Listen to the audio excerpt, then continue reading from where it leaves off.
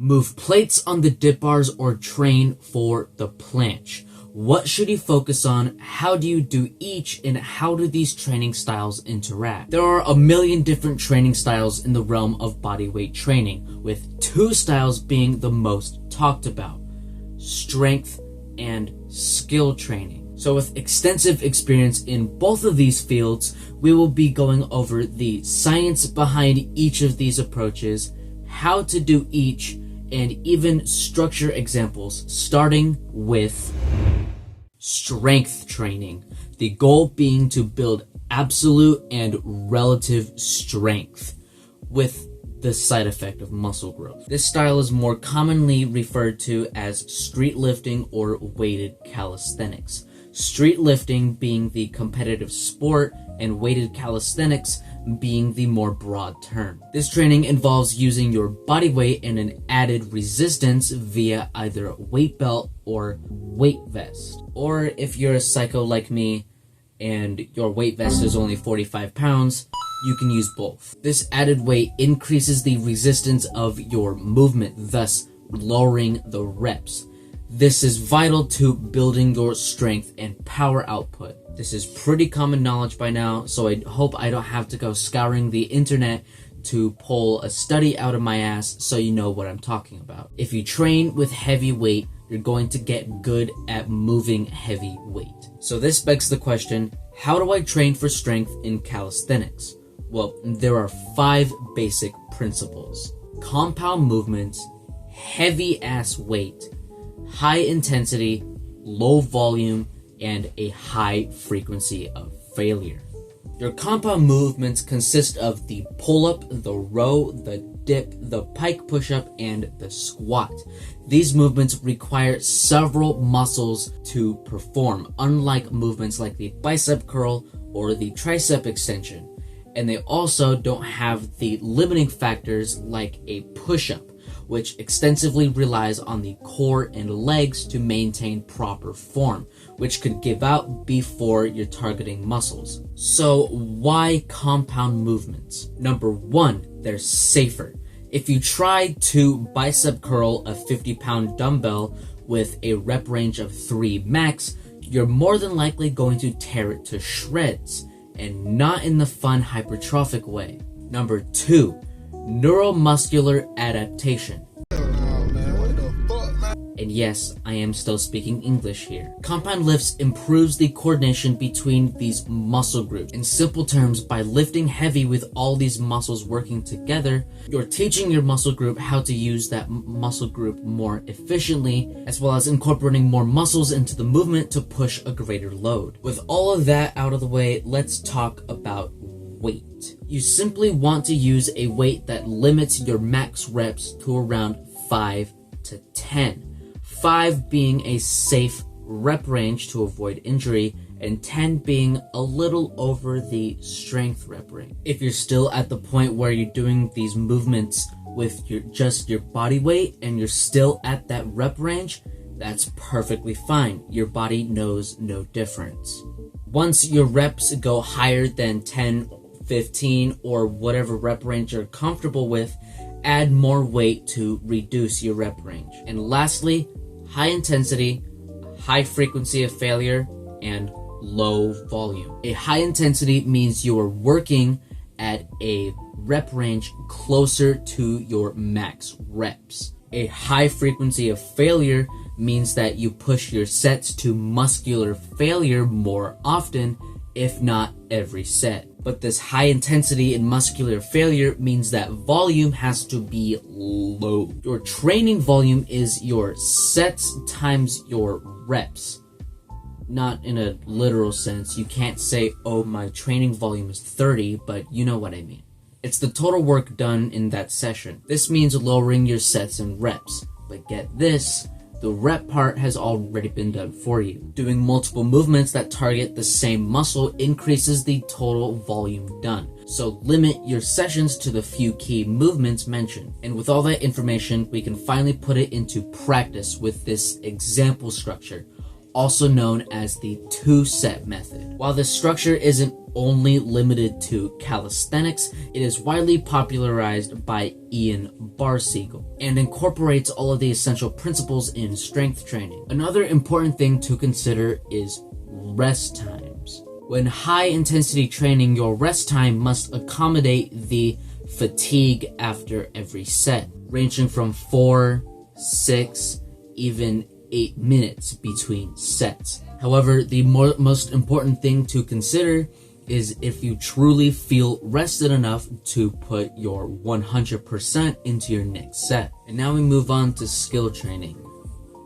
Oh boy. Calisthenics skill training, or statics training, is your training of your straight arm skills. These advanced movements could take years to unlock without the right knowledge. So here are the 6 basic principles: foundation, mobility and injury, form, progressions, volume, and mastering your body. Before you start skill training, having a strong base of relative strength you can rely on can help you prevent injury and, in most cases, even make skill training easier. The minimum requirements are a solid proficiency in your body weight basics, this being your push-up, your pull-up, your dips, as well as core strength. If you don't have decent core strength, you're not going to get anywhere.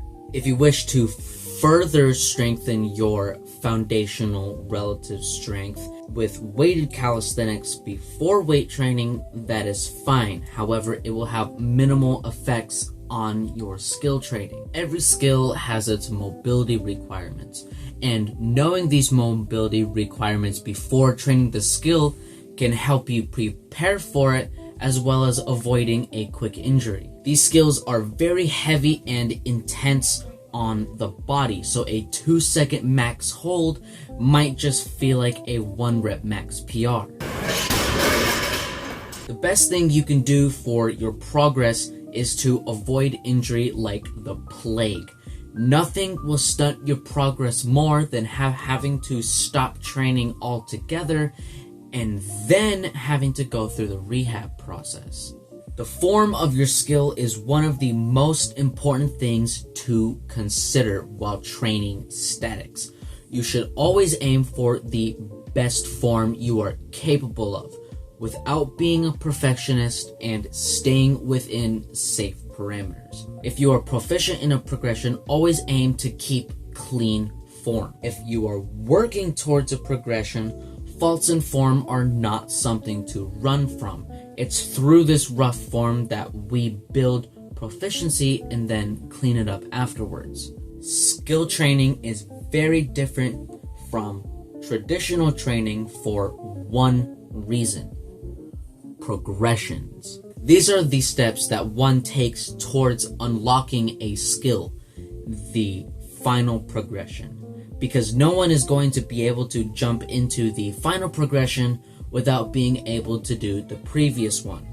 And if you can, you're lying, and get your friend out of that green screen suit. Progressions are used to slowly increase the difficulty of the given skill, build healthy habits, and help learn the skill while under less load. As you move on to harder progressions, your anchor point, your shoulders, get farther from your center of mass, forcing you to have to work harder to keep the position. Let's imagine this on the floor with some dumbbells to simulate the planche. While in the tuck planche position, my hands are nearly directly in front of me with very little load applied to my arms. But if I move into the advanced tuck position, my lower body moves outward, meaning my upper body has to lean forward to maintain balance, changing my arm position. With this little change, my arms and shoulders have to work a lot harder to fight the downward force of gravity, pulling them down. In this position, I also have to use different muscles to keep the weight up than I did in the tuck planche. Now, skipping to straddle and full, you can now see the drastic changes in arm position. Now here comes the science shit. You ready? Volume. If you want to learn a static skill, you need to train the skill in the hold position over and over and over again, because this is how you consciously and subconsciously teach your body how the skill behaves. I've got a script here. There's a lot of vocab. Don't judge me, I'm human too. You want as much tolerable volume as you can manage so your body can continue making those neurological adaptations, sort of similar to how strength training works, but in an entirely different realm. Adaptations like motor unit recruitment, intramuscular adaptation, and strengthened neural pathways. What the hell is even that? So your body can learn to activate more units simultaneously while learning to perform the hold more efficiently and feel more controlled. These adaptations are made specifically in mind with the training stimulus you're applying, making them hyper-specific to the skill you're training. However, this doesn't just happen overnight. Just like your muscles, your nervous system needs time to recover from strenuous training, and it's a bit more complicated than simple muscle hypertrophy. And on top of that, everybody's body is different. Everyone's skill training journey will be different too. While one person needs 2 days to recover, another person might be training twice a day and still make progress. Another huge factor in this is genetics, your nervous system recovery, your height, your weight, etc. It's widely known that tall people have the worst of the genetic lottery when it comes to this sport. Because if you're taller, this means your limbs are longer, forcing you to lean forward farther and increasing the arm lever of your desired skill. So while some may zoom through progressions, others might get stuck on certain progressions, if not every progression. Everyone is different, so train to master your body, not someone else's. You can check out this video I have on the secrets of intuitive training after this one. So what approach should you take? Training for strength or training for skills? And do they have any carryover to the other? First of all, you need to identify your goals. If you want a good physique, strength training. If you want to defy gravity, skill training. But what if you want both? Well, there are two approaches. Number one, you train weighted calisthenics and then skills. Number two, hybrid training. When getting into weighted calisthenics, then skill training, you build a strong foundation of your core movements, all while building an impressive looking physique. The trade-off, however, is that weighted calisthenics has very little carryover to skill training. You might think, well, I have bigger muscles and I can push more weight. Shouldn't that make skill training easier? Wrong. While it might affect the dynamic side, static training is an entirely different realm. The pull-up and the front lever have completely different muscle activations, different movement patterns, and function in completely different ways. No amount of weighted pull-ups will get you the front lever. The same goes for the planche. If you have ever tried or are currently training the planche, you know exactly what I mean. The fact that so many people, including me at one point, believed that training dips would get me a stronger planche pisses me off. For reference, back when I was doing weighted dips with almost half my body weight, I could barely hold a tuck planche with shitty form for more than 10 seconds. Visualize it this way. If you want to get better at handstand push-ups, you're not going to train your overhead press until you can press your body weight. Because then, after getting into the handstand position, you realize you have no fucking clue on how to handstand push-up. If your main goal in life is to get a heavier bench press, you're not gonna do it by doing chest flies. That's a completely different movement. But what if you decide to do hybrid training? With this method, you're splitting your sessions between either strength training or skill training, also known as the bent arm, straight arm split. While you're not getting optimal progress in either field because you have to sacrifice available training days for the other, it is a good trade-off for those who either can't commit or are currently transitioning from weighted calisthenics to strength training. If you want to see a separate video on how to combine these training styles like I did, feel free to let me know in the comments. And as always, gravity is just a guideline. See you next time. This is gonna be 12 minutes of just me yapping.